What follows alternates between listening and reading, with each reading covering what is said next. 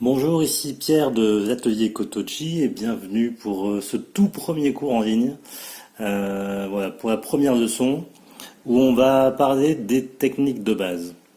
Avant de parler des techniques en elles-mêmes, on va parler un peu du matériel. Donc pour ce cours, quand on est débutant, on préconise toujours, on va utiliser de simples feuilles de photocopie que vous voyez là, hein, que on peut trouver n'importe où dans le commerce, plutôt que de vous acheter des feuilles qui coûtent un peu cher. Voilà. Pour commencer, ça sert à rien. Et ce que je dis quand on apprend, au début, il faut toujours, faut pas hésiter à avoir beaucoup de feuilles pour dessiner. Quitte à acheter des feuilles, c'est pas grave, ça se recycle.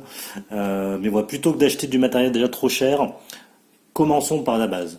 La base, donc, comme je vous dis, des feuilles de photocopieuse. Deuxième chose, un simple crayon, ce qu'on appelle des crayons HB. D'accord, qui sont des crayons qui sont pas trop gras, qui sont bien pour dessiner la base. Après, quand on rentre dans des techniques un peu plus précises, on va acheter d'autres matériaux, mais pas d'autres matériels. Mais là, pour le moment, pour commencer, c'est déjà très bien. Et je dirais même les pros restent beaucoup sur ce genre de matériel. Outil indispensable qu'on recommande plus que plus, c'est la gomme. Une bonne petite gomme blanche comme ça. Ça efface très bien, ça ne laisse pas de traces sur la feuille. Et puis derrière, si vous pouvez, si vous avez accès, c'est acheter des feutres comme ça qu'on appelle des liners. Alors ça par exemple c'est toute une gamme. J'ai 10 feutres que j'ai achetés chez Action. Ouais, ça a coûté moins de 3 euros je crois pour avoir les 10 feutres. C'est très bien pour mettre nos dessins au propre ensuite. Voilà, pour le moment, matériel de base, on va s'arrêter là. C'est ce qu'il y a de plus simple pour commencer. Première chose, je dirais, il y a deux choses. Il y a ce que j'appelle à ne pas faire et ce qu'il y a à faire de l'autre côté. À ne pas faire, c'est dessiner comme mon fils. Mon fils a 8 ans, il adore dessiner Naruto. La problématique de mon fils, c'est quand il dessine comme ça. Alors, j'exagère un petit peu, mais alors mon dessin, vous voyez qu'il est un peu pourri, mais c'est pas ça l'important parce que je dessine un peu vite pour vous montrer les choses. Et hop, la problématique, c'est que quand je fais ça, derrière, si je veux gommer, ça me laisse des traces. Vous voyez? Le problème, c'est qu'en dessin, surtout quand on est débutant, on commence déjà par faire beaucoup d'erreurs. Et forcément, là, vous voyez, j'ai eu beau gommer, j'ai encore les traces. Quand je voudrais mettre au propre après, ça va être un peu compliqué. Donc, ce qu'il faut faire, c'est la technique qu'on préconise. C'est vraiment faire des petits traits, petit à petit. Hop. Pour ensuite réussir à pouvoir gommer quand on fait des erreurs. Vous voyez, par exemple, là, mes yeux sont pas très bien alignés.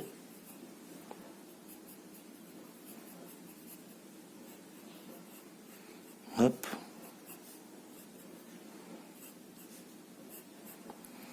Mais voilà, hop, je vais faire son bandeau vite fait. Hop, vous avez compris le principe. Mais j'essaye de ne pas appuyer trop quand je dessine, quitte à repasser derrière. Hop, bon voilà.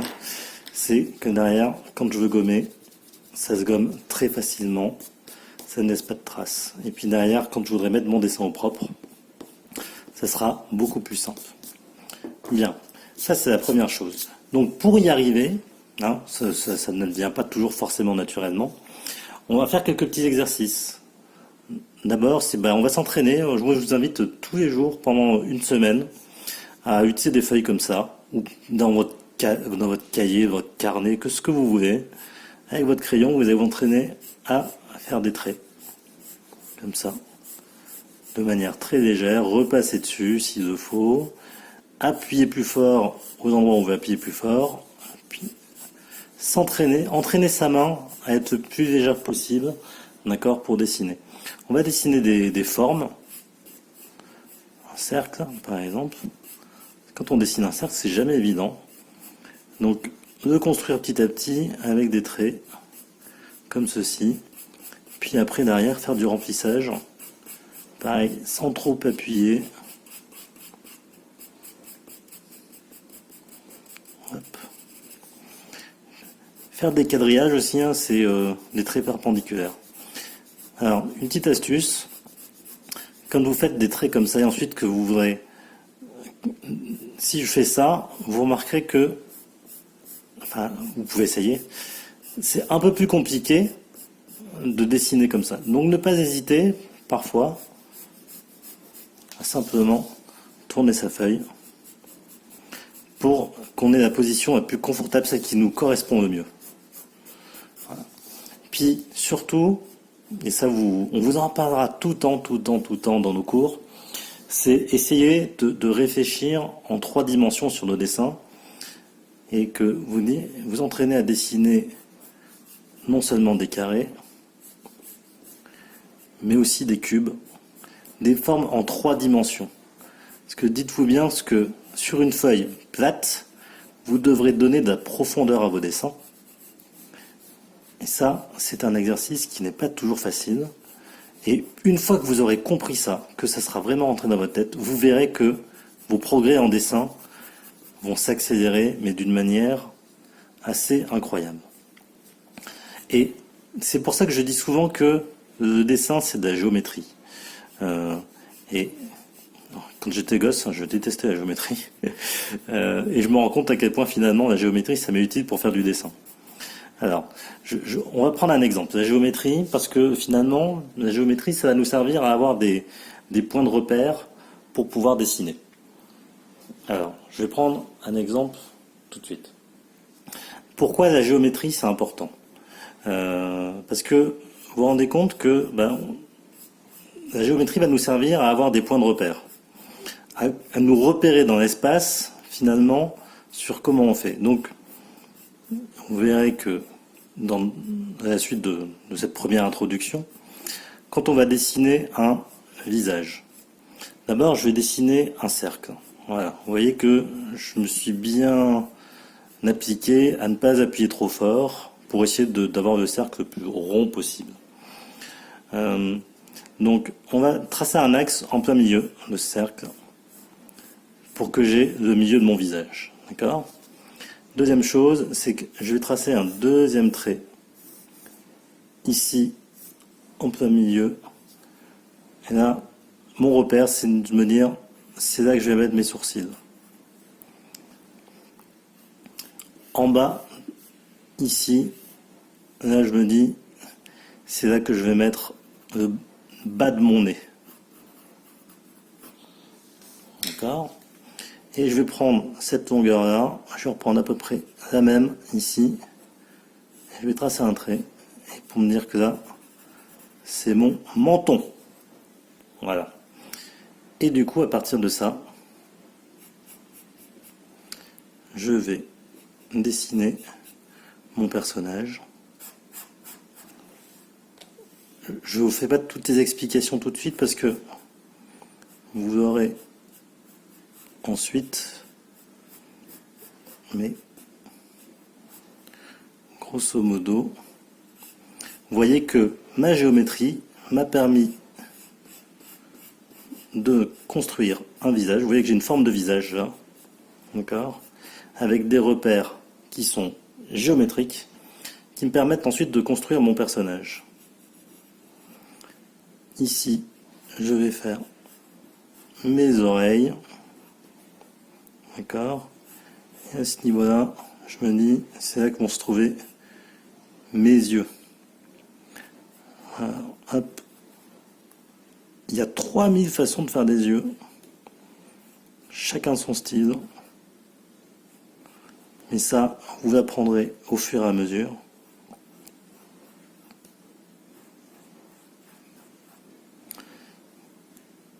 Ouais, là je trace mes sourcils. ici, je fais mon nez. Et entre mon menton et mon nez, ma bouche, un petit trait en dessous de ma bouche, là pour marquer juste la marque de mon menton. Le personnage, je vais y faire un coup. Voilà. Et ensuite, on va y faire des cheveux à notre personnage. Si je prends, par exemple, je fais ce personnage, je veux que ça soit un ninja de Konoha. Pour les fans de Naruto, vous aurez compris. Hop, je vais y faire un bandeau. Hop.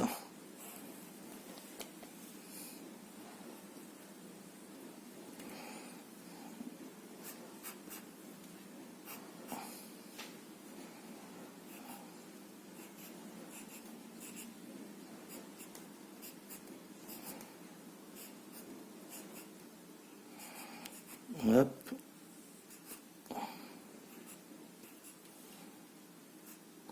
Ses cheveux qui dépassent par en dessous.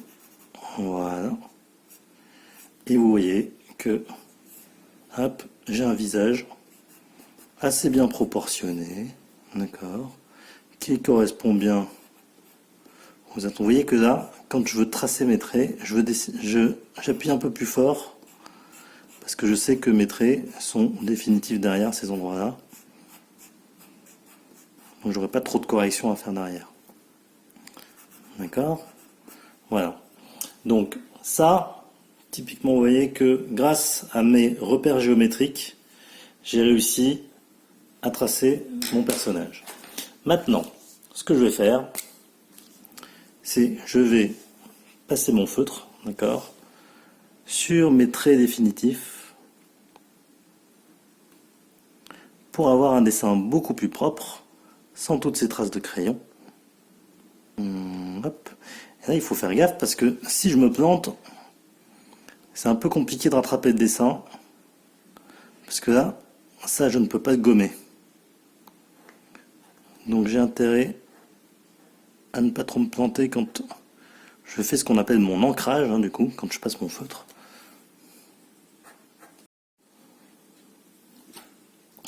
Et voilà, du coup, mon ancrage est fini. Et là, si c'est bien sec, j'ai oublié un petit trait en dessous. Si j'efface, ouais, j'ai pas tout ancré. Vous voyez que j'ai oublié de finir son bandeau là, mais c'est pas grave. C'est juste pour vous montrer, du coup, les techniques de base. Le crayonné où on n'appuie pas trop, l'ancrage derrière, et puis quand on gomme, du coup, pour avoir notre dessin définitif. Voilà. On va repasser maintenant sous un format sur tablette qui est plus facile à enregistrer, et puis on passe à la suite.